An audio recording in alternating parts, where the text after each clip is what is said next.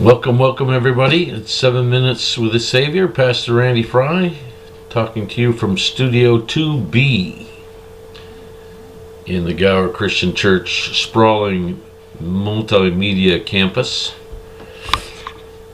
And so glad you're with me today. I should probably set my timer going to keep me semi-honest. Oh gosh. Trying to get it together this morning. It's interesting times here in Missouri. It was in the almost 60 yesterday. It's like 18 degrees this morning, so we're having a hard time making up our mind around here what weather we're supposed to have. At Bible study last night, one of the words that was brought up when it came to discipleship is humility. And I just happened to be reading a book, Learning Humility by Richard Foster.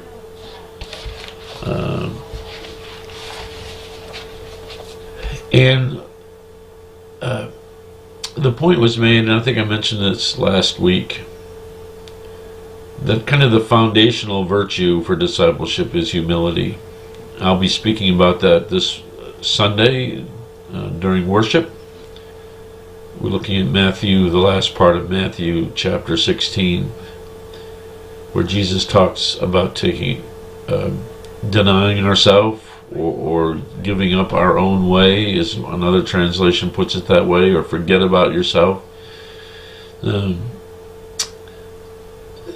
We have a hard time converting the Greek language of the New Testament into English, but the essence of it is that the foundational attitude of our heart is humility. In order to take up our cross and follow Jesus as a disciple, we have to humble ourselves.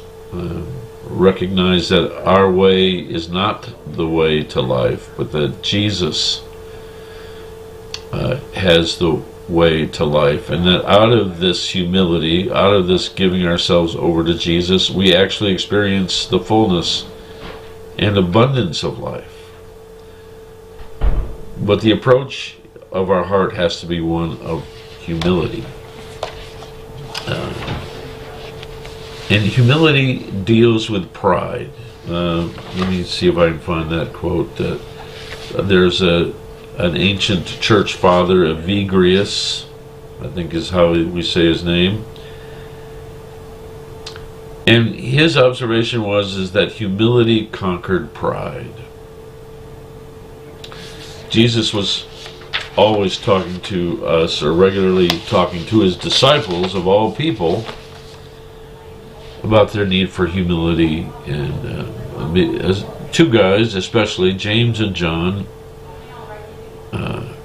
brothers, were really concerned about getting the best place, the places of honor with Jesus. And they were bold enough to ask Jesus for the best places, and they had it in their head, and it was disruptive to the disciples, because they got to arguing about who is the greatest. And every single time, Jesus had to remind them, the greatest in the kingdom are the servers, as Jesus was a servant who laid down his life for the world.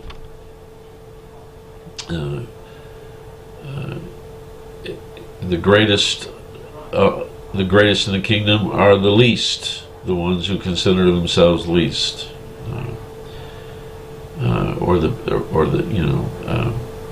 but the whole idea is humility. That whenever we start thinking or considering ourselves the greatest, or desiring that kind of worldly greatness, that gets in the way of discipleship. And you see it all the time. that the leaders of these great ministries so often start believing their own press and start believing that there's something special about their greatness, and it usually leads to a downfall. The key foundational virtue in discipleship is humility. That we humble ourselves so that we are able to let God's way and God's rule reign in our lives. Very important. And I'll expand a little bit about that Sunday morning when we take a look at Matthew chapter 16, starting at verse 21.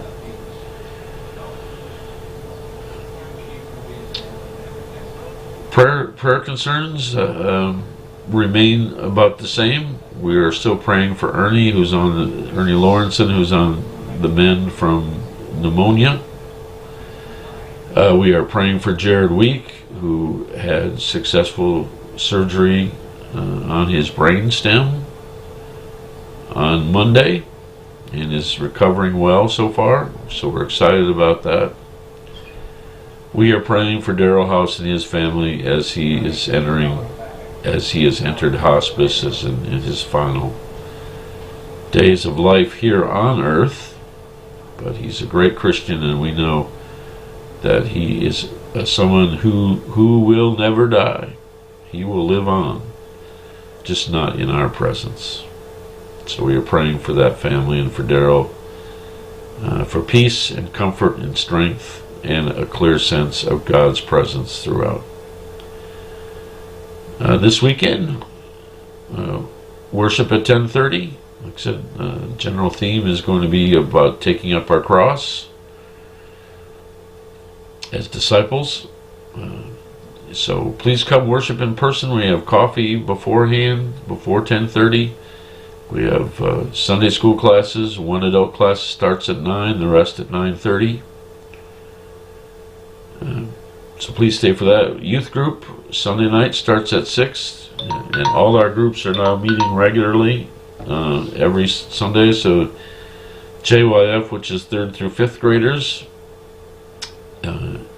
meet, as well as our high school and middle school class meets from 6 to 7:30. We have a light meal. We have worship time. We have a small group discussion.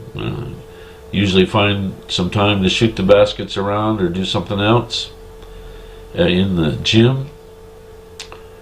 So it's open to any kids that age. Come on down.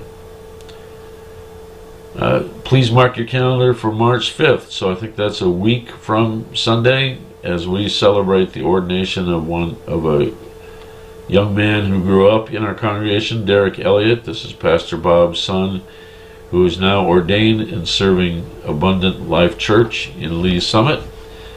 But it's always a great day to celebrate when somebody who's grown up in your congregation senses the call to ministry and is serving the Lord and making disciples himself.